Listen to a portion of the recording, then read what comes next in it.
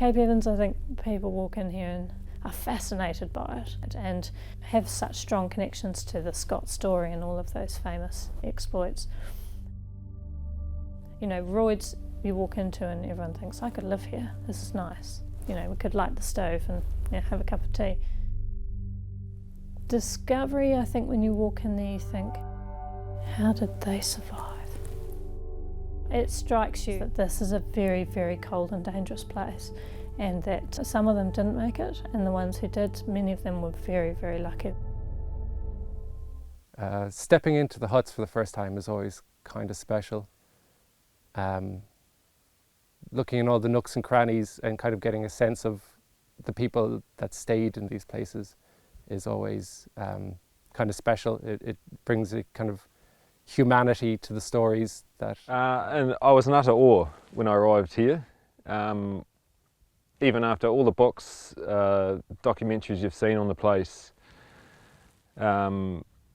it's just, nothing compares to actually being here. The size, the scale of it, the magic of it. I think it's one of the only places I've ever been on Earth where the environment, the view, can make you emotional. It's just so big, so stunning. Visiting Shackleton's hut at Cape Royds was quite an opportunity, quite an experience. The setting is not like any I've ever experienced before, and being in the hut does connect these stories in a very real, physical way. Cape Evans has probably been the jewel in the crown for me so far of what we've seen. The setting, Scott's hut, the icebergs and just the layout of the sea ice and things at the moment have just been incredible. The Barne Glacier, Erebus. You know, being out here with the team, doing the work, but also kind of sharing the experience together and learning from the people who've been here before and kind of sharing in the awe of the newness of it all with the people who haven't. So between those two things, I think, you know, the highlight is it's the people,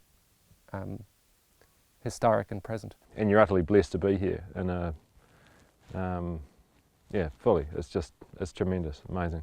A really, really cool thing is when visitors come to the hut now and they see a lot more detail, a lot more colour, and therefore a lot more understanding of the huts and how they were used and the people who lived here.